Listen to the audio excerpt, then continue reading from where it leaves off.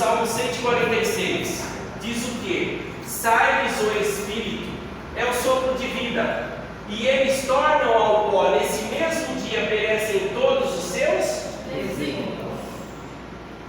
Projeto, ambição, tudo morre quando a pessoa deixa de existir. Eu queria que a Laura estivesse aqui com o marido dela hoje, né? Porque outro dia ele perdeu. Eu pensei, eles não vão faltar hoje. Infelizmente faltaram. Mas o Salmo 115, verso 17 diz assim: os mortos não louvam. Oh, se eles não louvam a Deus, é porque eles não estão no céu. Então quando morre, não vai para o céu. Ah, então vai para o inferno? Não, vai para o inferno. Isso vai mesmo. Isso eu posso garantir, que quando as pessoas morrem, elas vão direto para o inferno. Gente, depois eu vou explicar o que é inferno para vocês, tá? Então os mortos não louvam o Senhor, nem os que descem a região do silêncio. Ah, uma pergunta que eu ia fazer aqui. Não sei se vocês leram. Quem leu não vai me responder. O que vocês acham? Davi foi um homem de Deus? Sim ou não? Sim. Certeza? Ele matou muita gente, né? Deus nem deixou ele construir o templo porque ele derramou muito sangue. Mas ele foi ou não homem de Deus? Foi. Deus falou que ele era segundo o seu coração. Beleza. Vocês acham que Davi vai estar na eternidade com Deus? Sim ou não? Sim. Tem dúvida da salvação de Davi? Não. Então, se Davi vai para o céu, e se quando a gente morre e ele era uma pessoa boa, então ele vai para o céu, então quando ele morreu, ele foi para o céu. Segundo a crença popular, né? Ele era uma pessoa boa, uma pessoa de Deus, morreu, foi para o céu. Olha o que a Bíblia diz. Porque Davi, o quê? Não viu o céu. Davi não está no céu. Ficou claro isso? Ele é uma pessoa que vai estar com Deus, mas ele não foi. Por quê? Porque quando a gente morre, nós vamos para a terra, e não para o céu, e nem para o lago de fogo. Imortalidade. Bom, vamos lá. Os termos que nós usamos, traduzidos na Bíblia, como alma ou como espírito, eles ocorrem na palavra de Deus quantas vezes? Mais de 1.600 vezes, gente, na Bíblia. Alma e espírito está aqui mais de 1.600 vezes. Em todas essas vezes, em todos os casos que se refere a alma e espírito, em todos esses casos, em nenhuma dessas passagens Deus fala que a alma ou o espírito é imortal. Toda vez que falar de alma e de espírito, nunca vai associar isso à imortalidade. Aqui na Bíblia, nunca. Então quem inventou isso não foi Deus, foi o ser humano, foi alguém usado pelo inimigo das almas. Então a Bíblia não fala que a alma é imortal, e nem o espírito, porque não é. A palavra Sheol é traduzida como inferno no Antigo Testamento. A palavra Sheol é uma palavra hebraica traduzida como inferno. Ela aparece 62 vezes no Antigo Testamento. E sabe o que ela significa? Sepultura. Por isso que eu falei que quando a gente morre nós vamos para o inferno. Porque inferno, na verdade, a tradução que se faz de inferno na Bíblia é o quê? Sepultura. Entenderam isso? No Novo Testamento, a palavra Sheol, ela é traduzida como Hades. E ela aparece 10 vezes no Novo Testamento. Também é um lugar de silêncio, um lugar de descanso. E que às vezes é traduzido como inferno. Então, o inferno, na verdade, é o quê? É um lugar de descanso, é o cemitério. Ah, mas inferno não é aquele lugar de fogo que os outros vão queimar? Isso daí vem da mitologia, do paganismo, que é onde tem lá o inferno, aquele lugar de fogo, aquele caldeirão, tem um demônio com um tridente na mão, aquele rabão que ele tem lá. A mitologia traduziu assim: aquele garfo, aquele rabo espumoso, soltando fogo, esperando uma pessoa vir com um garfo ali para jogar no caldeirão. Isso daí é mitologia, é desenho bíblico. Bíblico não é bíblico, é desenho infantil. Bíblico não parece isso. Gente, isso daí não é da Bíblia, não é. Inferno é lugar de descanso. Às vezes eu falo inferno para os outros, porque você fala inferno, ninguém vai entender nada, mas é lugar de descanso. Sheol, Hades, que é inferno, traduzido como inferno, é um lugar de descanso.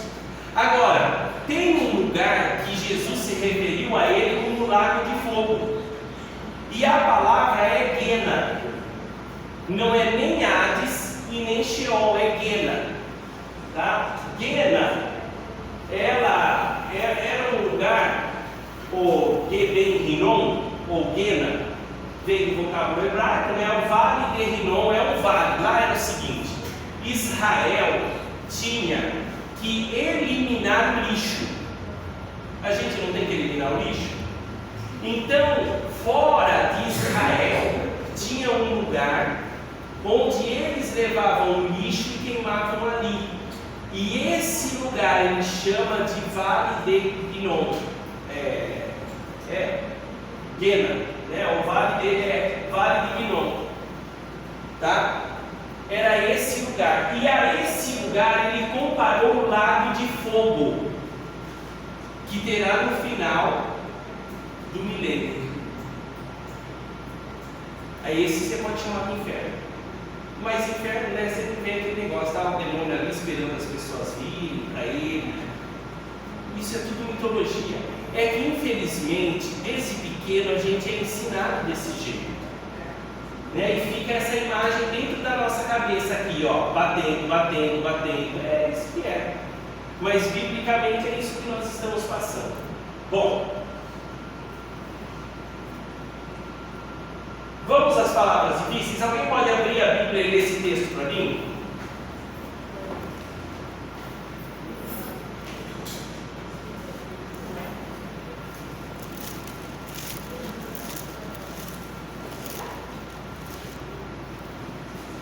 Vamos aos textos mais difíceis da Bíblia. Olha, entenda uma coisa: não é porque eu não entendo profundamente um texto que ele não tem entendimento. Se eu estudei, vamos supor, olha, sobre um assunto, o assunto morte, a Bíblia tem 300 passagens. 280 apontam para essa direção aqui. Morreu, volta o sopro para Deus e o pó volta para o pó. 280 diz só isso. Aparece 2, 3 que parece que diz o contrário. Você vai ficar com as 280 ou com as 2, 3? Logicamente que você vai ficar com as 280. Agora, como Deus não se contradiz, então não é que a Bíblia está falando contra aquilo, é que eu não cheguei a um conhecimento profundo de entender o que realmente aquilo quer dizer. Porque às vezes aparentemente quer dizer aquilo, mas não é. E eu vou provar isso para vocês agora, através dessa passagem. Pode ler. Jesus lhe respondeu: em verdade te digo que hoje estarás comigo no paraíso. Em verdade te digo que hoje estarás comigo no paraíso. Bom, pastor, está aqui, ó, o texto. Bom, pastor, peraí, o senhor falou uma coisa, mas a Bíblia está dizendo outra. E agora? Bom, na verdade eu não disse. Eu só li na palavra, né? Até agora eu só estou lendo e explicando o que está escrito. Eu não disse nada. Mas aparentemente a Bíblia está se contradizendo. Vamos explicar. explicar essa passagem? Bom, estavam dois ladrões ao lado de Jesus. Um praguejava, o da esquerda praguejava, o da direita falou: quem é você para falar desse jeito? Jesus Cristo é o Salvador, ele é inocente, está morrendo aí. Aí Jesus olhou para ele e falou isso daí: em verdade te digo, que hoje estarás comigo no paraíso. Bom, então quer dizer que naquele mesmo dia, o tal do bom ladrão foi para o céu com Jesus. E tudo que eu disse não é verdade? Ou tudo que nós lemos não é verdade, aparentemente? Está vendo? Um texto difícil, e eu li um punhado aqui de textos que dizem o contrário. Com qual você fica? Você tem que ficar com aquele monte de textos, se você não entender esse. Tudo bem, nós vamos nos aprofundar e você vai entender. Mas se você não entendesse, você deveria ficar, porque na Bíblia tem textos mais fáceis e mais difíceis. São como jazidas. É como procurar ouro. Às vezes, para você conseguir uma pedra grande de diamante, de ouro, você tem que cavar mais fundo. E a mesma coisa na Bíblia, ela é um diamante, é um ouro, é uma preciosidade. Às vezes você tem que cavar mais fundo, você tem que estudar muito mais para você entender aquela passagem. Então vamos lá, essa passagem aqui, eu tive a bênção de pegar ela no teológico. Quando o Parócio, professor nosso, separou a gente por trio lá, para estudar algumas passagens da Bíblia, eu peguei exatamente essa daqui. Então eu fui estudar ela no original. E no original não existe o quê? No original não existe o quê? Não existe esse quê aí, ó. É assim: em verdade te digo, hoje estarás comigo no paraíso. Não existe o quê? No original não existe o quê? E se você tiver dúvida, pode pesquisar. Eu já pesquisei. Mas você pode fazer esse exercício aí, à vontade. Então não existe o quê? O que quem colocou foi o tradutor, lá, o que traduziu lá, por conta e risco dele. Bom, lá no Apocalipse está escrito das pessoas que fazem isso. Ainda bem que não fui eu. Mas, em verdade te digo, hoje estarás comigo no paraíso. Agora veja bem, na Bíblia, e eu não passei o primeiro estudo para vocês, e já expliquei por quê. E no primeiro estudo eu mostro que na Bíblia não existe acentuação, não existe nem ponto e nem vírgula no escrito original, não existe. Isso ficou por conta do tradutor, e o tradutor é humano, pode ou não pode errar? Pode.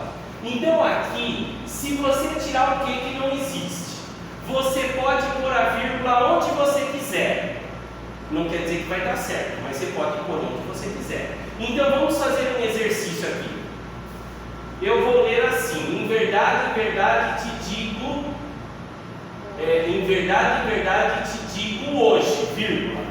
Em verdade te digo hoje, estarás comigo no... O que eu estou falando aqui? O que Jesus disse, que no futuro o ladrão estaria com ele no paraíso. No futuro, não hoje. Agora troca a vírgula, tira ela do hoje, e vou pôr ela em outro lugar. Em verdade te digo, vírgula, hoje estarás comigo no paraíso. Mudou ou não mudou? Por causa de uma vírgula. Em verdade te digo hoje, estarás comigo no paraíso. A vírgula está na frente do hoje, vamos colocar atrás. Em verdade te digo, hoje estarás comigo no paraíso. Está vendo como muda? Por causa de uma vírgula que no original não existe. Ah, pastor, então complicou, porque se não existe vírgula no original, então nem a Bíblia deixou claro se é hoje ou se é no futuro, na tradução ali. Será? Bom, se pegarmos apenas esse texto bíblico, você até pode dizer isso. Se pegarmos apenas esse texto. Só que a gente tem que abrir para contexto. E o contexto pode ser o capítulo, pode ser o livro, ou pode ser toda a Bíblia.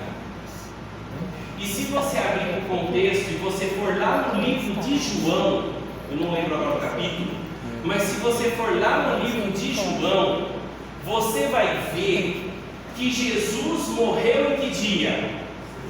Sexta-feira. E os miriantes? Na sexta-feira, o que aconteceu com eles? Eles foram tirados da cruz.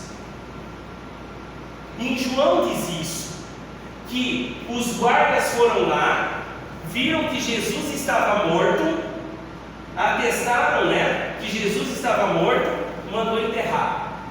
E os dois miriantes, os dois ladrões, foram colocados na cadeia. Por quê? Porque era Páscoa. A Páscoa é uma festa judaica que os judeus prezam demais. E eu tenho uma pregação que eu vou explicar sobre Páscoa e sobre sábados. E é como se essa Páscoa fosse uma Páscoa muito especial, porque ela caía no sábado semanal. Então era como se a gente dissesse assim, que esse sábado era um sábado sabadão, era um sábado em dobro, especial, porque era Páscoa. E os judeus, os líderes, aqueles que mandaram matar a Jesus, eles foram a Pilatos e falaram: a gente não pode deixar essa vergonha aí, porque está vindo gente do mundo inteiro, e a gente vai passar a maior vergonha com eles aí, você tem que tirar eles daí. E Pilatos, doido da vida, mandou tirar. Só que quando chegou em Jesus, ele estava morto. Mas quando chegou nos dois ladrões, eles estavam mortos? Não, eles estavam vivos, porque Jesus morreu por causa dos nossos pecados, e eles não. Só que existia uma lei, que se um bandido fugisse, o guarda pagava com a vida dele. O guarda era responsável por aquele, e se ele fugisse, ele morreria. Então não podia existir fuga. Pensando nisso, sabe o que eles fizeram? Quebraram as pernas dos ladrões, para que eles não fugissem. Jogaram eles do cárcere com a perna quebrada. Não quebraram de Jesus por quê?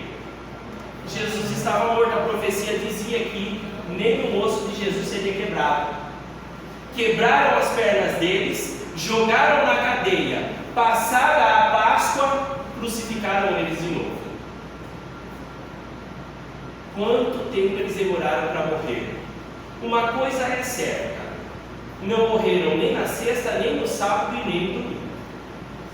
Isso é certo.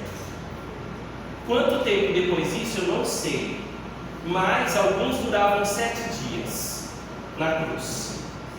Fato é, aquele dia eles não foram para o céu, e nem Jesus, porque o próprio Jesus disse isso. Vocês estão vendo que a Bíblia no contexto deixa claro que o que Jesus quis dizer para ele foi que no futuro eles estariam com Cristo no céu, no paraíso, no céu. Pelo contexto ficou claro agora, só que precisa estudar bastante para você chegar nesse entendimento. Precisa estudar muito. Agora você entende que não houve contradição aqui. Não houve. Entenderam? A outra situação, duro que o tempo já está se esgotando, né?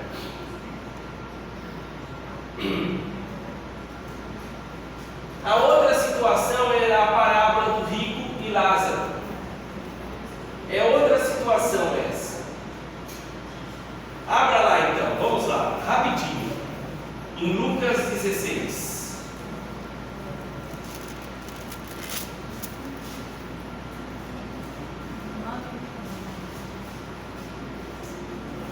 Lucas capítulo 16. O verso é o 19.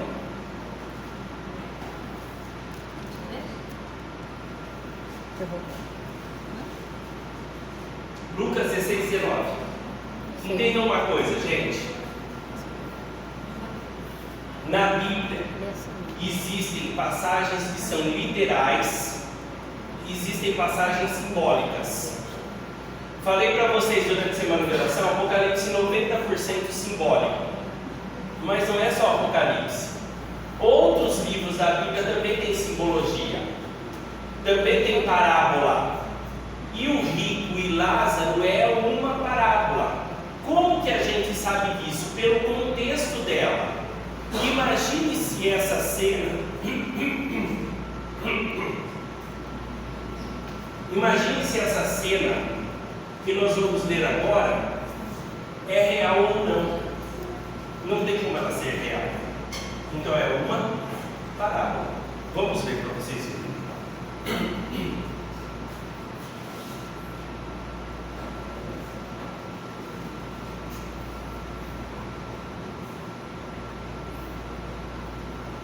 O rico e o mendigo.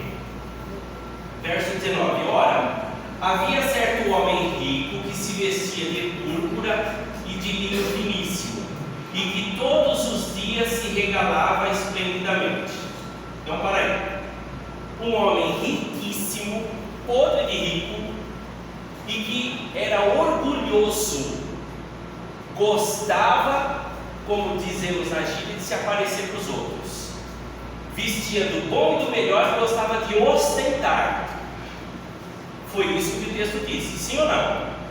Foi isso. Vamos continuar. Verso 20. Havia também certo mendigo chamado Lázaro, coberto de chagas, que jazia à porta daquilo. Então, um mendigo chamado Lázaro, cheio de pereba, que morava na porta da casa desse rico. Bom, verso 21. Esse Lázaro aí desejava alimentar-se das migalhas que caíam da mesa do rico, e até os cães vinham lamber-lhes as úlceras. Olha só. A cena é a seguinte: está o rico ali comendo com toda a sua família, a mesa, embaixo da mesa, um mendigo cheirando mal, cheio de úlceras vazando, o cachorro lambendo as úlceras dele e ele esperando cair alguma migalha da mesa.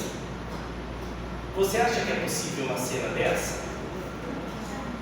Você acha que o homem mais rico de Ribeirão Preto permitiria, embaixo da sua mesa, um mendigo todo perebento com úlcera vazando e o cão lambendo aquilo e ele almoçando, jantando, vendo aquilo lá e deixando cair alguma migalha para que ele comer? É possível isso? Não é possível. Continuemos. Aconteceu de morrer o mendigo e ser levado pelos anjos para onde? Seio de Abraão. O seio de Abraão. Morreu também o rico e foi sepultado. No inferno, estando em tormentos, levantou os olhos e viu longe a Abraão e Lázaro no seu seio. Então, clamando, disse: Pai Abraão, tem misericórdia de mim, e manda Lázaro que molhe em água a ponta do dedo e me refresque a língua, pois estou atormentado nesta chama. Morreu um e foi para o céu, morreu outro e foi para o inferno de fogo, esse mitológico. Aí veja bem, olha a situação. Primeiro, a Bíblia fala que quando o rico morreu ele foi para o céu? Sim ou não? Não. Foi para onde? O que é o seio de Abraão? É o peito dele, não é o peito? É o seio. O seio é esse aqui, ó. Ou estou errado? O seio é aqui. Não, o seio é esse aqui, ó. Seio de Abraão, foi para o colo de Abraão. Não fala que foi para o céu. Então, se todo mundo bom que morrer for para o seio de Abraão, não consegue pegar todo mundo para o colo. Vocês estão vendo? Coisas impossíveis são, então é uma parábola. Outra coisa, o pobre morre e vai para onde? Para o céu. Vamos dizer que é céu, vai. Não.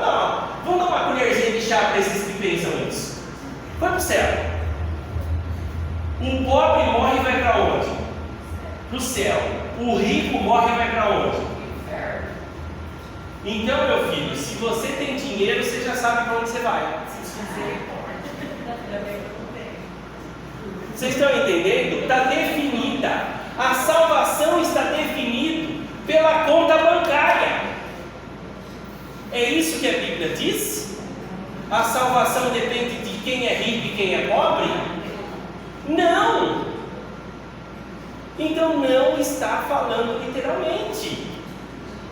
Aí, veja bem, o céu e o inferno é tão pertinho que eles conseguem ficar batendo papo ali. Olha que beleza. Não, e ainda o camarada que está queimando, que é o rico, ele fala assim: nossa, eu estou queimando aqui, isso está muito quente, eu estou pegando fogo. E então, para me aliviar, faz o seguinte: pega uma gota d'água e coloca na minha língua. Quem aqui já se queimou? Quando você se queima, uma gota d'água já está bom? Imagine se alguém tacar fogo no seu corpo inteiro, uma gota d'água já está bom? Resolve alguma coisa? Está vendo, gente? Isso tudo é uma parábola, não tem nada aqui de literal. Jesus não quis dizer isso literalmente. E existe por trás da parábola uma lição que Jesus quer ensinar e que ela vai vir agora aqui na frente. Vamos continuar lendo. Eu parei no verso? Acho que é o 24. 24? Você já leu o 24, agora 25. Disse, porém, Abraão, ele tinha mandado molhar o dedo lá. Então Abraão disse: filho, lembra-te de que recebeste os teus bens em tua vida, e Lázaro igualmente os males. Agora, porém, aqui ele está consolado e tu atormentado. Ou seja, quem recebe o bem bom na terra vai para o inferno, quem recebe o que é ruim vai para o céu. É o que eu falei, isso não existe. Continuemos. Só mais uma coisinha. Quem está definindo aqui quem vai para o céu e para o inferno?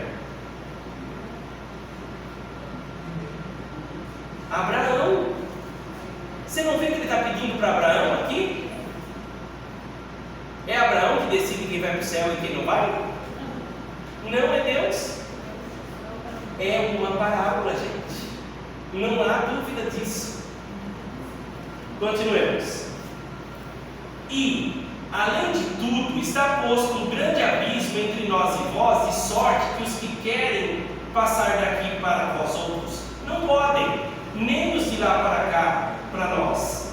Então replicou: pai, eu te imploro que o mandes à minha casa paterna, porque tenho 5 irmãos, para que lhes dê testemunho, a fim de não virem também para este lugar de tormento. Respondeu Abraão: eles têm Moisés e os profetas, ouçam-os.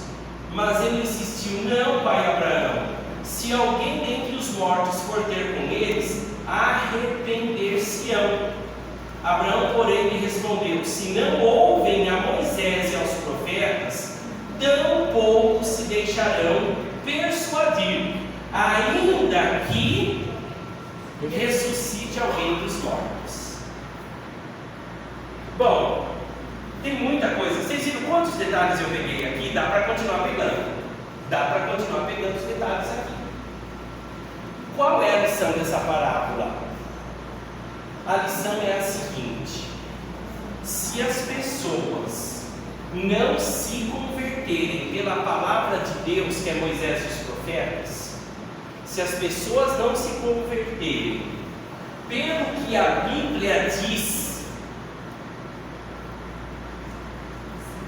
não é um milagre que vai converter a pessoa.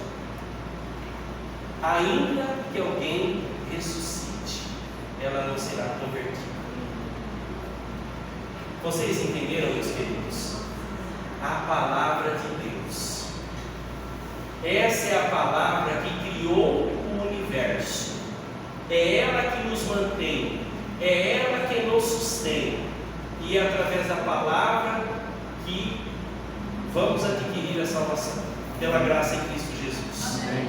Se a Bíblia não conseguir converter a minha vida, nada mais conseguirá, nada mais.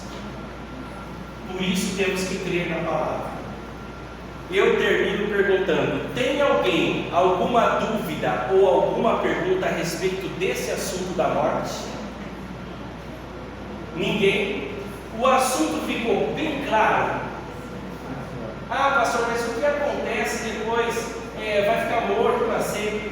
Eu vou ainda pegar um dia só para falar disso daí. O que acontece depois da morte? Ok? Amanhã, vou dar uma pausa nesse assunto. O ideal seria já pegar amanhã e falar, né, sobre o que vem depois. Mas eu estou pensando em falar amanhã sobre os 4 cavaleiros do Apocalipse. Os 4 cavaleiros do Apocalipse. Amanhã. O que será que significa? Destruição, morte, terremoto, tsunami. Cada cavaleiro traz uma destruição. É isso? Vamos ver amanhã. Amanhã, nesse mesmo lugar, nessa mesma hora. Você não pode perder e nem você que está aí também. Vem para cá. Tá bom? Vamos orar?